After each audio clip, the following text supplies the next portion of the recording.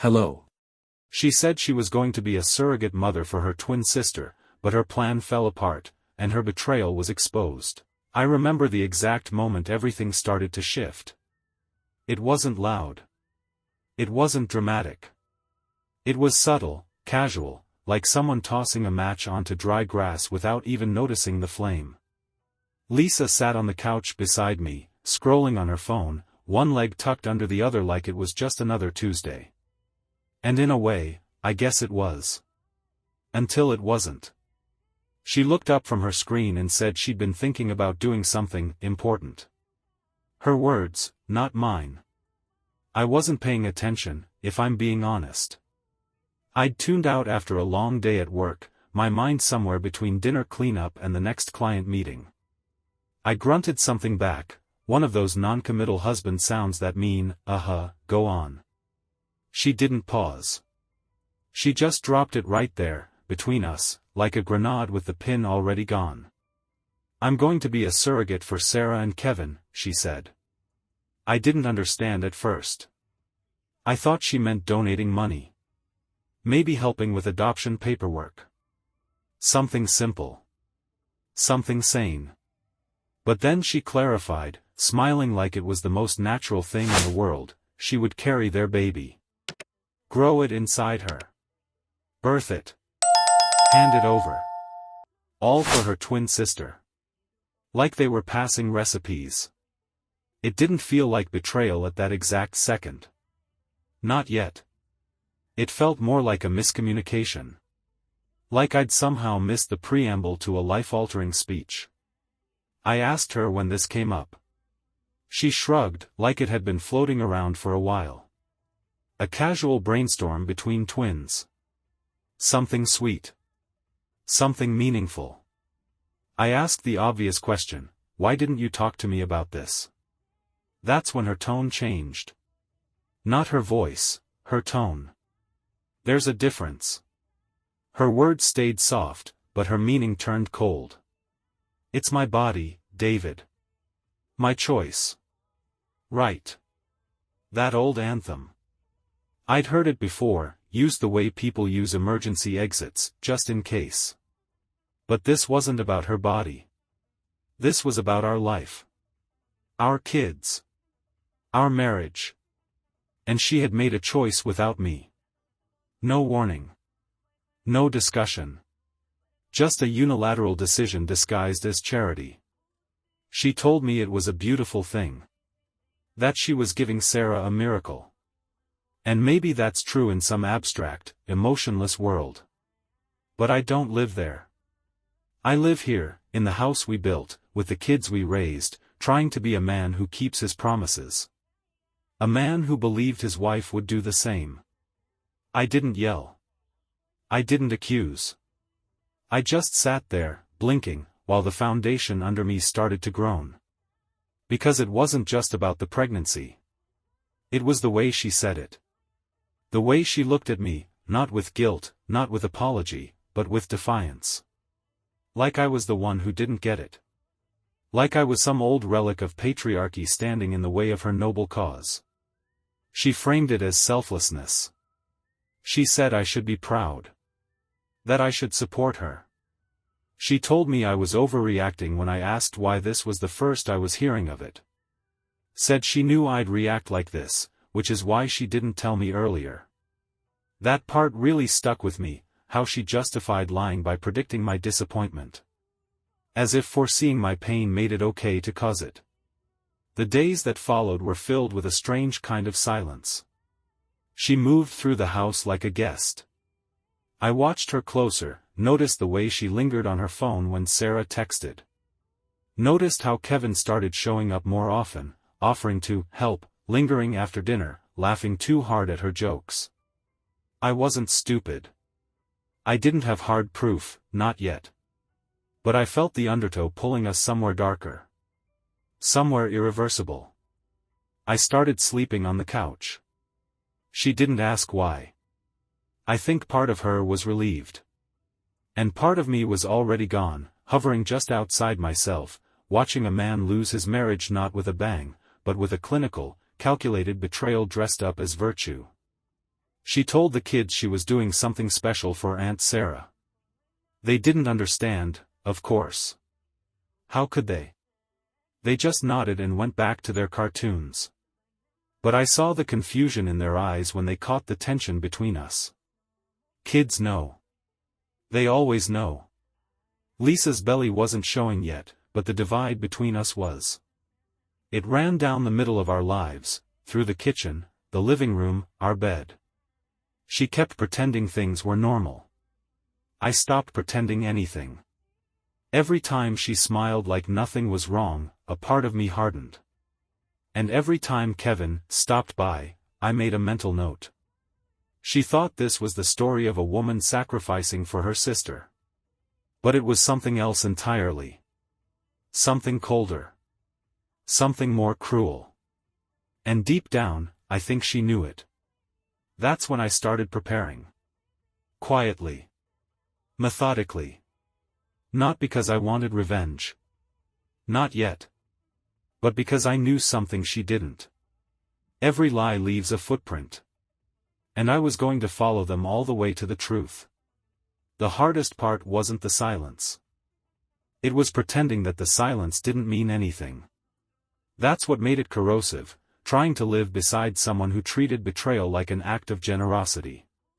Every morning, Lisa moved through the house with a carefully curated calm, making smoothies, asking the kids about school, checking her calendar like she was the hero of her own story. And maybe in her mind, she was. But to me, she was the villain dressed in Sunday best. I didn't push. I didn't argue. I let her believe she had neutralized me. It was better that way. It kept her careless. And carelessness leaves trails. At first, it was small things. Her phone never left her side, not even for a trip to the bathroom. Notifications came in at odd hours, and she turned the screen away from me every time. She had never been this guarded before, and it didn't take much imagination to guess why. When I offered to sync our calendars for the week, she told me she was too swamped, even though she'd already quit her job. Apparently, growing someone else's child full-time didn't allow for Google invites. Kevin started dropping by more frequently. Sometimes with Sarah, sometimes alone. Always with a reason, dropping off vitamins, checking in, offering Lisa help with anything she needed. It was almost theatrical, the way he played the supportive friend. He'd linger in the kitchen, casually placing his hand on her shoulder during conversations, laughing too loud, smiling too long. I didn't make a scene. I just watched. And listened. And waited. I started taking notes. Not mental ones, real ones. I opened a private folder on my work laptop and documented every inconsistency, every suspicious glance, every unexplained absence. I installed a backup app that mirrored her cloud activity and saved whatever it could find. It wasn't about paranoia. It was about clarity. Because if I was going to be made into the bad guy in this story, I'd damn well make sure I had a copy of the script. One evening, after the kids were asleep and she thought I was, too, I heard her on the phone in the bathroom. Her voice was low, and the fan was running, but not loud enough to cover the tone. That soft, intimate tone. Not business. Not family. Something else. Something old. Something familiar. When she came out, she glanced at me on the couch and gave a brittle smile, the kind that says, "I hope you didn't hear that." I didn't respond. I stared past her like she wasn't even there. That expression hit her harder than any confrontation would have. Because it meant I no longer needed her to lie.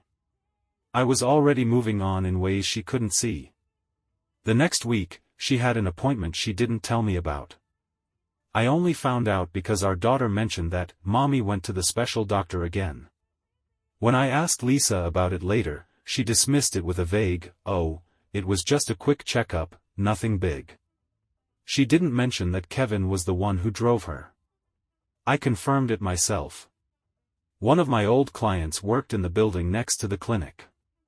I asked him a favor, casual, harmless. Just tell me if a man with a beard and a silver Subaru had been seen waiting in the parking lot that afternoon. The answer came back in minutes, yeah, he was there. Stayed the whole hour. I didn't react. I didn't accuse. I just added it to the file. Not because I needed proof of the affair, my instincts were long past that stage, but because I knew Lisa wasn't done lying. And when it all came crashing down, I wanted to have the full record of how long she kept the game going. The worst part of it all wasn't the betrayal, it was how she insulated herself with self-righteousness. She told people she was doing something beautiful. A sacrifice. A gift. She played the martyr while crafting a fantasy of innocence. And everyone fell for it. Her friends, her parents, even Sarah, if she wasn't in on it. They all praised her, held her up like some kind of saint. I kept quiet. Let her bask in their admiration. Let her grow drunk on the applause. Because the higher she climbed, the harder the fall would be. And I wasn't going to stop her ascent. I was going to watch it. Record it. Remember every moment. Because there was one truth Lisa never understood, not really, not until it was far too late. You can lie to everyone else. But eventually, you run out of people to lie to. And then it's just you. And the wreckage. I found the message by accident. It was a Tuesday night. Lisa was out, said she was visiting Sarah to help reorganize the nursery or pick out baby clothes or whatever other excuse she had lined up that week. I wasn't looking through her things, not at first. I was on our shared computer, pulling up an old document, and the browser autofilled a login. Her Gmail. She must have left the Remember Me box checked. She never used this desktop anymore. Sloppy. I told myself I wouldn't snoop. But I didn't believe that for a second. I opened the inbox. At first, it was the usual, medical updates, prenatal newsletters, shipping confirmations. Then I saw it, an email from Kevin, no subject line, just a timestamp, 2:14 a.m. My stomach clenched before I even clicked it. Because nothing good ever happens at 2:14 a.m. I keep thinking about that night. How close it felt. Like it was meant to happen. Like it was always supposed to be us. There was more, but I didn't need it. Not yet. I sat there staring at the screen, not blinking. It was confirmation of what I'd already known. But knowing something and reading it in black and white are different beasts. I scrolled. Lisa, I'm scared. About Sarah. About what she'll do if she finds out. But when I see you, I don't care. I want this. Us. The baby. Everything. So there it was. It wasn't just an affair. It was a whole second life. And I'd been the one they shoved into the supporting role. The husband. The placeholder. The quiet man expected to stand off stage while they rewrote reality. The surrogacy was a cover. There was no act of service. No noble mission. Just lust, cowardice, and a shared fantasy of what they thought love was supposed to feel like. She had the nerve to call it a gift. When she got home, she walked into the kitchen, pulled a sparkling water from the fridge, and greeted me with that fake brightness she'd been using for weeks. Like we were fine. Like I hadn't just read her adultery word for word. Hey, she said. You eat yet? I didn't answer right away. I just looked at her. Let the silence build. What? She asked, tilting her head. You heard from Kevin tonight? I asked flatly. Her eyes flickered. She covered it well, but not perfectly. She shook her head. No. Why? I smiled. Not wide. Just enough. Strange. He emailed you at 2 a.m. Thought maybe you'd replied. She froze. The water bottle slipped in her grip just slightly. A beat of silence. "I don't know what you think you saw," she began. "I know exactly what I saw," I said, stepping closer. "I saw the truth. Finally. David, it's not what you think." "No? Because it looks like you and your sister's husband decided to play house behind everyone's back and then dress it up as charity." Her mouth opened, closed. "It wasn't like that." "No?" I repeated. "So you weren't planning to keep the baby?"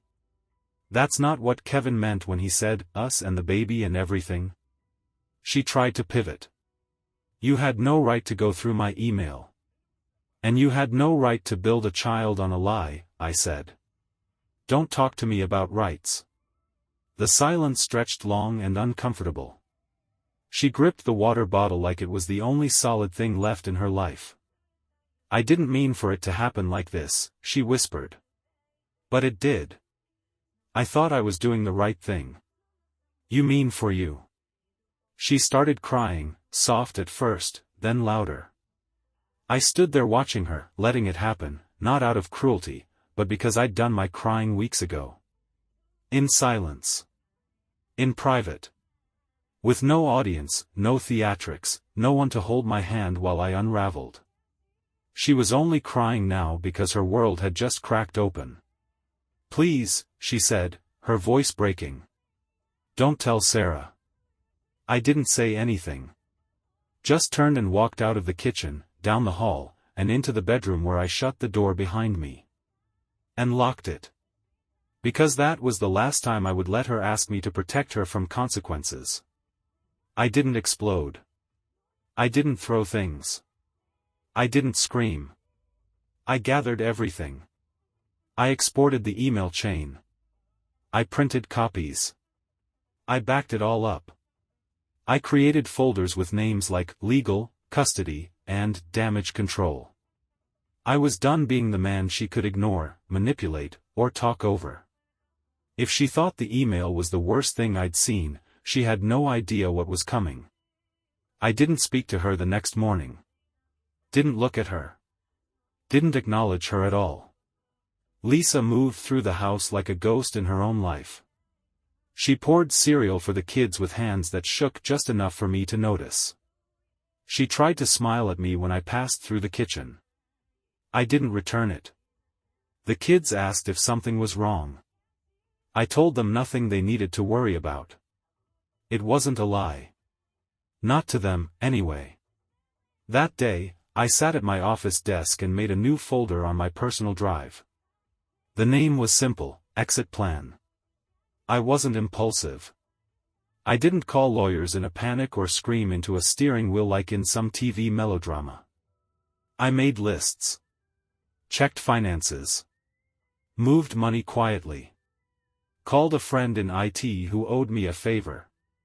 Told him I needed help retrieving metadata and message logs without tipping off the user. He didn't ask questions. That's why I trusted him. While Lisa continued her performance of domestic normalcy, I drafted a plan to obliterate her reality. Not out of spite, but out of survival. She'd detonated the bridge between us and lit the fuse months ago.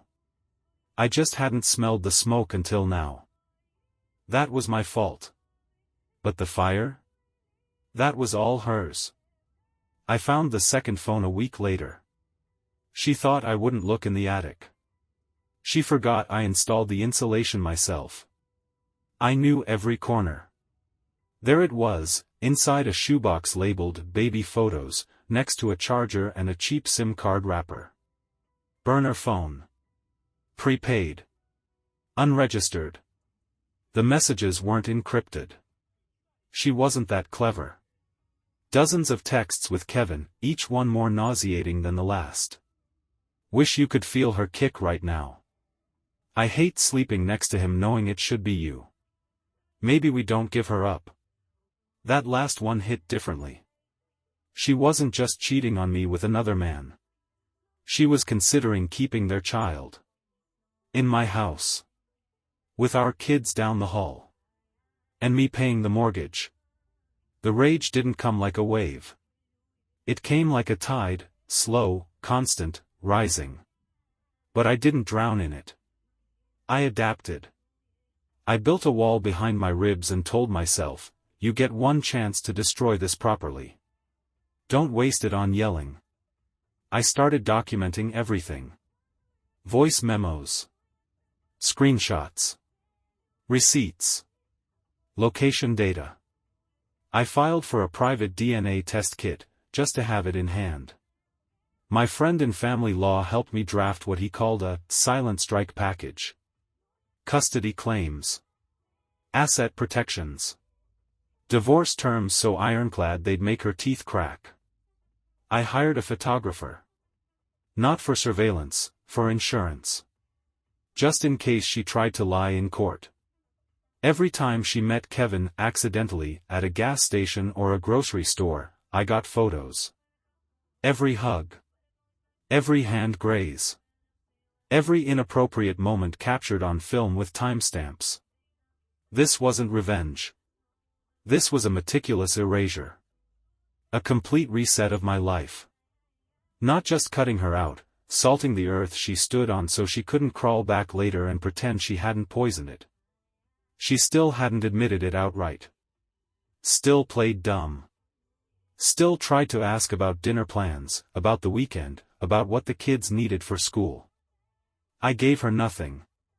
Then, one night, she knocked on the door of the guest room where I'd moved my things. "I miss us," she said quietly. I looked up from my laptop, met her eyes, and said nothing. "I made a mistake," she whispered. "No," I replied, calm as ice. "A mistake is forgetting to pick up milk. You made a series of decisions that dismantled our marriage molecule by molecule. You knew what you were doing." She started crying again, that familiar weaponized sadness, like maybe the tears would soften me. They didn't. "You're not even going to try?" she asked. "I am trying," I said, leaning back in the chair. "Trying to ensure you never have the chance to lie to me again." She turned and left without another word. I didn't move. I saved the document I was working on and clicked open the next folder. There was still so much left to prepare. Because when I struck, it wasn't going to be a fight. It was going to be an extinction event. Lisa's labor started on a Thursday. I knew it before she screamed my name. I heard her whimpering through the walls at dawn, pacing the hallway like an animal trying not to break. Her voice cracked as she knocked on my door, clutching her belly. "David, it's time. Please." I didn't move. I didn't respond. I stared at the ceiling for a long moment, then said what had been waiting on my tongue for weeks. "Call Kevin." Silence. I knew she already had. Kevin had been pulling back for weeks now, canceling check-ins, skipping doctor's appointments, sending vague excuses about work and stress and just needing space. Lisa tried to brush it off when I mentioned it, said he was just nervous, that it was a big change for him too. But I saw it. Kevin was retreating. And he was doing it fast. The last time he came over was nearly a month before the due date. He didn't even stay for dinner. Barely looked at Lisa. Barely looked at the kids. He had this look on his face, like he knew the walls were closing in and didn't want to be caught inside. Now, on the day it all came due, he wasn't answering his phone.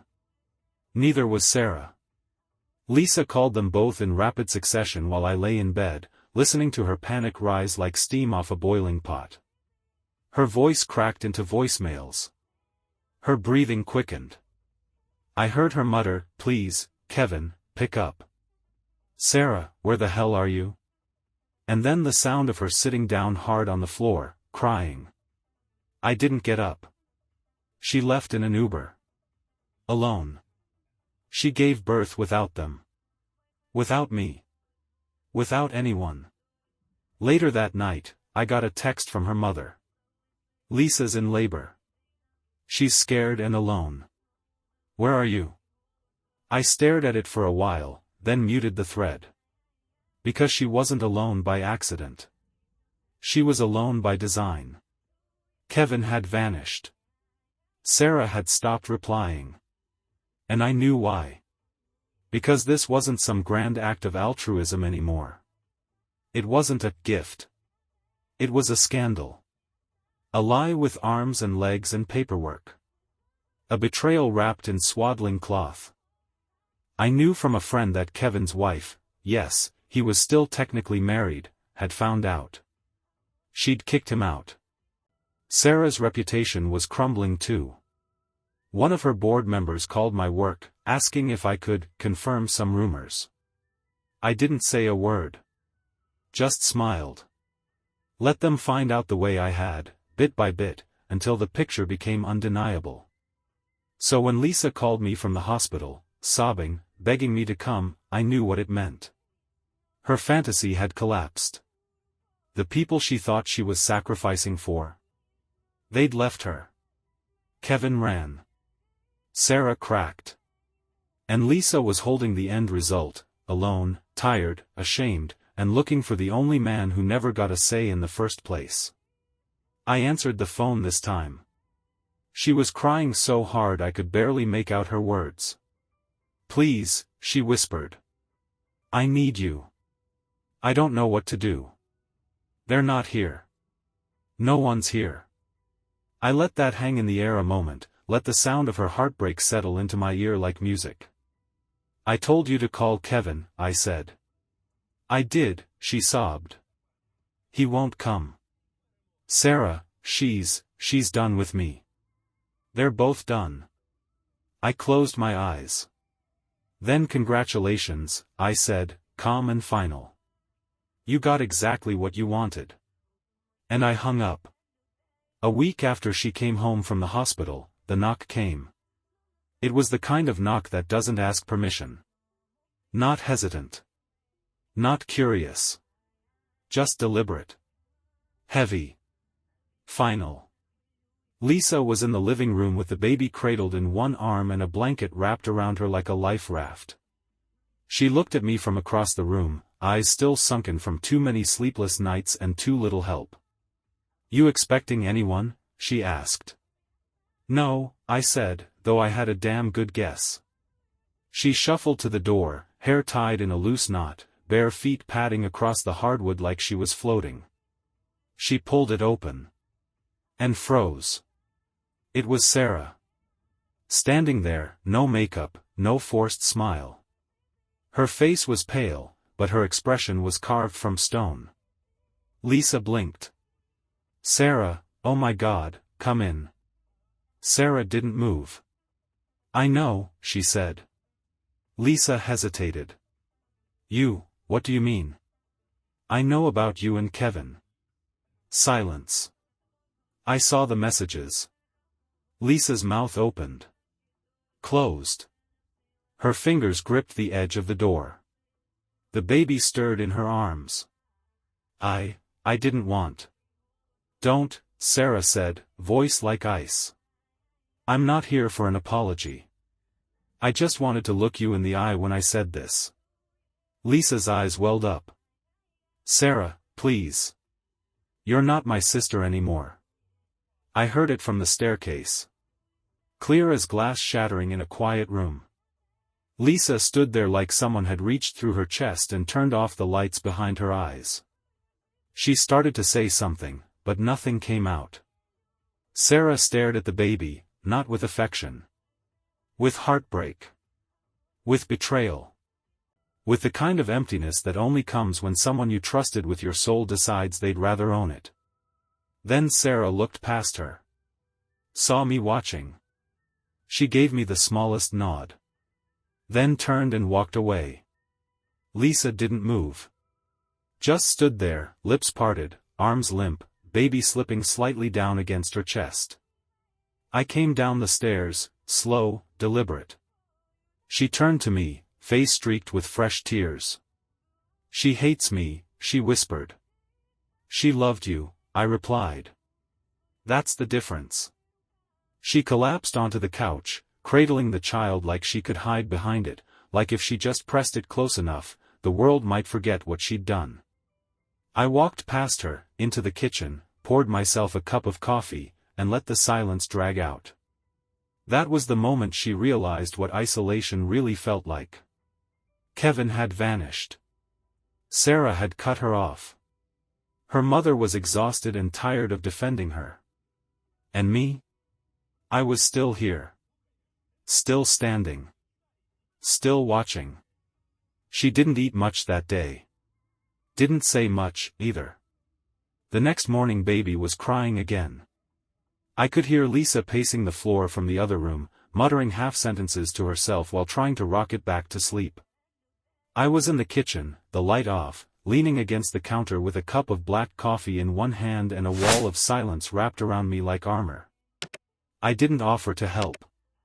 Not once. That was when the knock came. Sharp. Single. Unexpected. Lisa paused. The baby hiccuped a cry. She went to the door, barefoot, sleep-deprived, eyes ringed with exhaustion. She opened it. And froze. What the actual hell, she breathed. It was Kevin. He stood in the doorway like someone who'd just gotten lost on his way to somewhere better. His clothes were wrinkled. He hadn't shaved. His eyes were bloodshot. And he still hadn't said a single word since she'd gone into labor 2 weeks ago. Lisa's voice cracked into a scream. "You have some nerve showing up here." I didn't move. I took another sip of coffee and waited. "I went through all of it, alone," she shouted, stepping outside and slamming the door behind her. "You ghosted me. You didn't call. You weren't at the birth, you weren't at the hospital, nothing." Kevin stammered. I didn't know if I was even welcome." "Welcome," she screamed. "You're the one who wanted this. You said it would be beautiful. You said we'd be a family." "I didn't mean for it to go like this," he muttered. I finally stepped out of the kitchen. "Good to see you, Kevin," I said, voice calm. "You really know how to show up right after all the hard parts are over. Real man of honor." He didn't answer. Just stood there like a statue melting under the sun.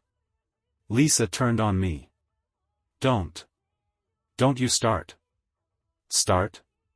I laughed. "You started this when you climbed into bed with a married man and got pregnant on my couch. This is me finally watching it end." Kevin looked down. Lisa wiped her face with her sleeve. "I can't stay here anymore." "I agree," I said. She hesitated. Looked between us like there was still a chance one of us might reach out. Might offer something. A hand. A place. A sliver of dignity. Then she turned to Kevin. "I'll come with you." He blinked. "What?" I said, "I'm coming with you. You're the father. You said we'd do this together. Remember?" Kevin looked like a man staring at a dumpster fire and realizing he lit the match. I guess. I mean, I've got a place, but..." "Where?" I asked. "It's just a 1-bedroom. Rented. I've got an air mattress. It's not much." Lisa stared at him. Her face didn't crumble, it just emptied. But she nodded. Picked up her bag. Bundled the baby. She didn't look at me again. They left in silence. And I let them. Then I pulled out my phone and called her mother. "Hi. It's David. I'll be picking the kids up now." She tried to argue. I didn't let her finish. I simply said, "They've been exposed to enough. I'm taking them home." End of story. An hour later, I pulled into my driveway. My house. My rules. And for the first time in weeks, the only sounds inside were the voices of my children. Not Lisa's excuses. Not Kevin's cowardice. Not the crying of a child who wasn't mine. Just the beginning of peace. The next morning, I got to work. It started with an email. Just one. Not dramatic. No subject line. No emojis. Just a PDF attached and a sentence that read, "You should probably know who you're working with." I sent it to Lisa's boss. She worked in a non-profit. A polished, PR-friendly, family values sort of place. She was a community liaison, the face they sent to school boards and local news events to talk about responsibility and family support systems. The irony practically wrote itself. I didn't stop at the boss. Next came Sarah's charity board. Then a private Facebook group for Lisa's mommy circle. Then the HR department at Kevin's old job. Then the neighborhood group chat. Quietly, one after the other, I fed the fire with everything they thought was safely buried: screenshots, voice messages, appointment records, and photos that made their alibis unravel like cheap twine. I never faked anything. Never embellished. I didn't need to. The truth was lethal enough on its own. And when it hit like a hammer. I heard about it from a friend 2 towns over who texted me, "Dude. Is it true what Lisa did?" That was my first confirmation that the waves had started spreading. By the end of the week, she'd been placed on administrative leave pending internal review. Sarah had formally resigned from her foundation for mental health reasons. Kevin was served divorce papers from a wife I deeply respected in that moment. The timing wasn't subtle. She'd clearly been waiting for the final blow. Lisa called me 3 times that day. I didn't answer.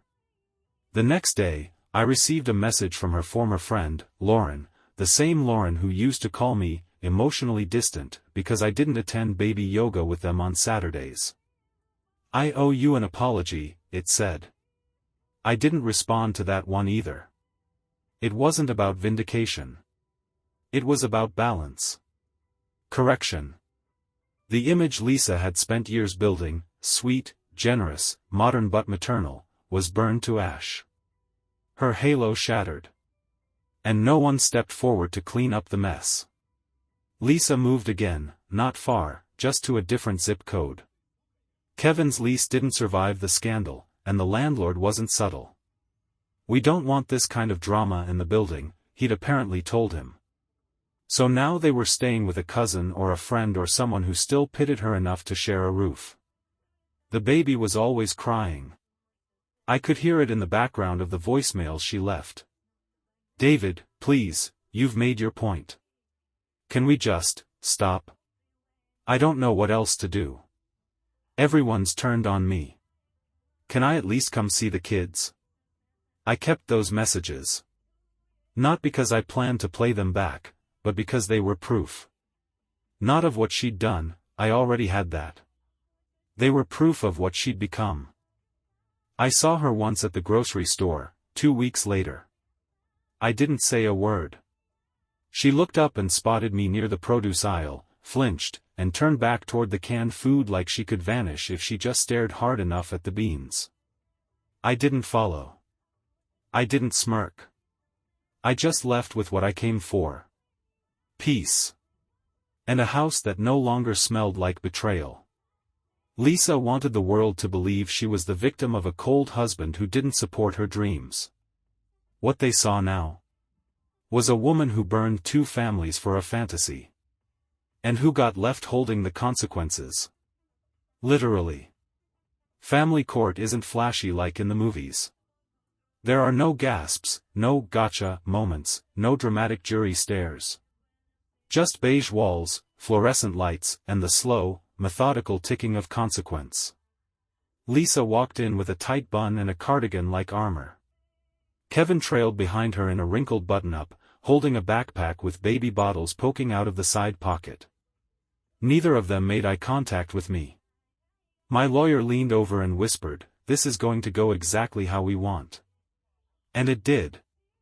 They tried to play sympathy. Lisa dabbed at her eyes while explaining that she had made mistakes, but was trying to do the right thing. Her attorney spoke in soft tones about postpartum stress, emotional confusion, and a desire to restore stability. Then came Kevin's statement, if you could call it that. A barely coherent string of half-truths and phrases like, "I didn't mean for things to go that far," and "I was confused about what Lisa wanted." The judge actually tilted her head at one point like she couldn't believe she had to sit through this. When it was our turn, my lawyer handed over the packet we'd spent months building: timestamps, texts, burner phone logs, DNA test receipts, recorded voicemails, witness statements, and the signed temporary custody order Lisa had already violated twice by showing up uninvited to the kids' school. Lisa's face cracked while it was read aloud. Not crying. Worse. Humiliation. That dry, hollow stillness when someone realizes the persona they've been holding up for years just collapsed in front of an audience. The judge didn't yell. She didn't need to. She called Lisa's conduct a gross failure of honesty, trust, and parental judgment. Then she ruled. Full custody to me. Supervised visitation for Lisa, pending her completion of a parenting course and psychological evaluation. No alimony. No financial support from me for her or the baby. Kevin, whose income was barely traceable now, was given zero legal standing over my children and was warned not to make unsupervised contact again. Lisa didn't speak. She just stared at her lap, fingers twitching against the table like she wanted to say something but didn't know what words still worked on me. There were none. After the hearing, I walked out without looking back. Outside, the sun was out, too bright for the way she probably felt. But I felt nothing but clarity. My kids were waiting in the car with my sister. I opened the back door and climbed in next to them. My daughter leaned against my arm. My son asked if we could get pizza. Yes, I said. We're celebrating. Bye-bye.